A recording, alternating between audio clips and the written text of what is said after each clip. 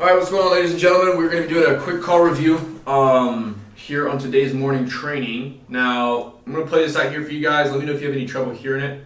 Tim and Corey, I'm going to start it up now. Sounds good.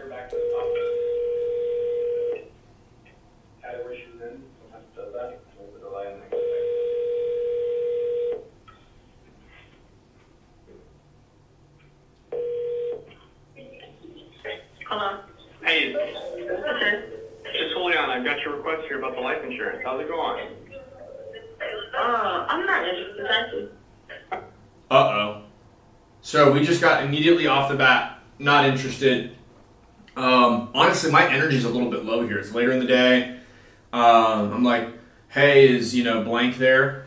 And let's see what happens next. Oh, okay. The form that I got filled out here for you, whenever you filled it out, what was it that you were concerned about? Who is this? I stumbled over my word track because, I was tired. I'd already been through, it was a few hours into my talk time. I was getting a little bit exhausted. I took a break right after this call, but if you can see here, she's not hanging up. So she is, quote unquote, not interested, but there is some interest. I was just responding to that request you sent us. I don't remember sending in a request. Huh. Okay. It looks like whenever you filled it out, you filled out like a pre-approval form and everything. It would have asked you if you were like a smoker and all that stuff for the life insurance. Ring a bell? What's the name of your insurance? I work for a company called Insurance, but we work with big companies like Aetna or Mutual of Omaha or AIG. Is there whole life insurance? It depends on what you need, but if that's what you were looking for, we have whole life, term life, pretty much everything. Were you looking for whole life insurance? Well, I had insurance at my work. All right. So she said she wasn't interested, and I kept asking open-ended questions. Do you notice how that started to feeding it oh, okay, what was it that you were looking for? Were you looking for whole life? What got you looking for that, right? And I'm just trying to get her talking to see what the level of interest is here, because she never hung up. So the game is still on. And let's see, do you have any questions for me so far on this, Corey? Nope. I'm good. Keep it rolling. Let's roll. Uh-huh. But, it's funny you call because they Globe Life and all them that just sending me stuff. Mm-hmm. But Oh, gotcha. That's probably why you filled this one out then, is because we can get people approved no matter what. Is that why you filled it out? Okay. I don't know. Maybe she did it for me. Yeah, that happens all the time. Let me see. I've got the other name that I had on here was for, is there a chance that that's my daughter. That's my daughter. So it keeps getting muted out, but she's talking about her daughter or her beneficiary. I used her daughter's name. That comes with the leads that we generate, the branded leads. They have to put in their beneficiary. So obviously we're just protecting their private information, but I keep using her daughter's name as a point of interest to keep this conversation flowing. Okay, that makes sense. Okay. So basically, I guess you were just trying to get approved to cover final expenses, or just leave money behind for family? Just I guess so they'll have enough to bury me, and I want to be cremated, so I have enough, to cremate me or whatever, and then have some for themselves, I guess. So she said she wasn't interested. She never filled it out. It's interesting that I called because she's got other information. She has insurance already. She's getting offers from all these other companies, and now she wants to be buried, cremated, and leave money behind. This call is we've got to start asking these questions here to figure out what in the Lord's name is going on, because she doesn't really know what she wants.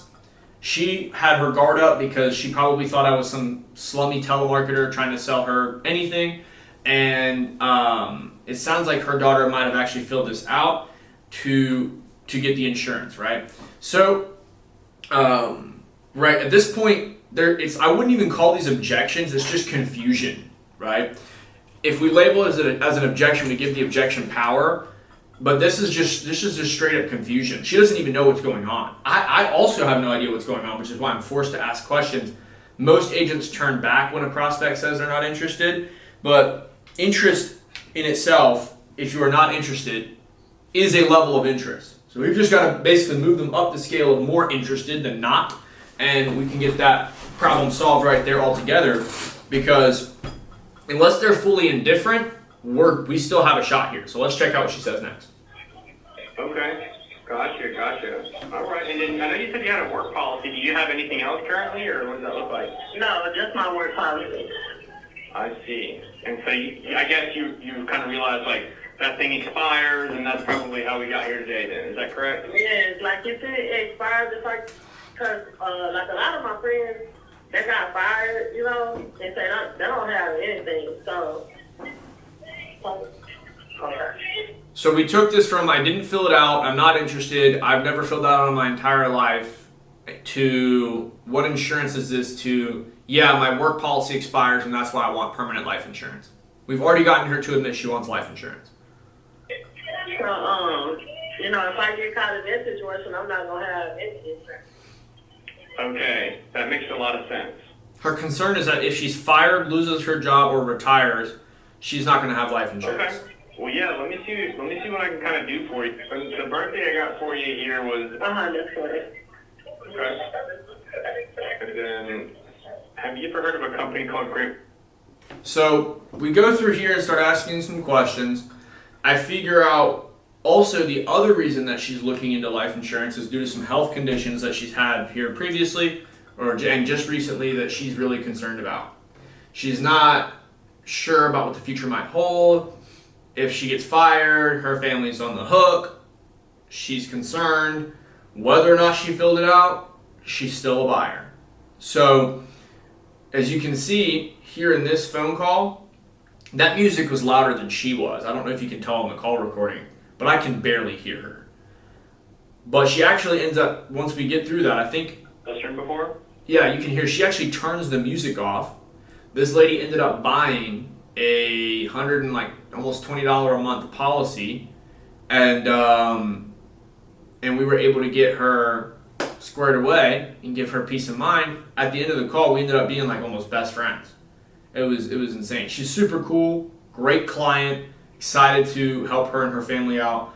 But as you can see, guys, like, it's our job to help these people understand like what it is that they qualify for, what it is that they need, and we do that by asking them questions so that we understand what they have and what they need. That way we know where to direct them, because if we just start trying to sell them a product or get them to do something that maybe they don't even need, that's when you start, that's when not interested becomes indifferent, and we can't sell indifference. So ultimately, this call, I thought it'd be super helpful for you guys. If you want to see more calls like this, comment down below and click the subscribe button. We'll see you in the next one.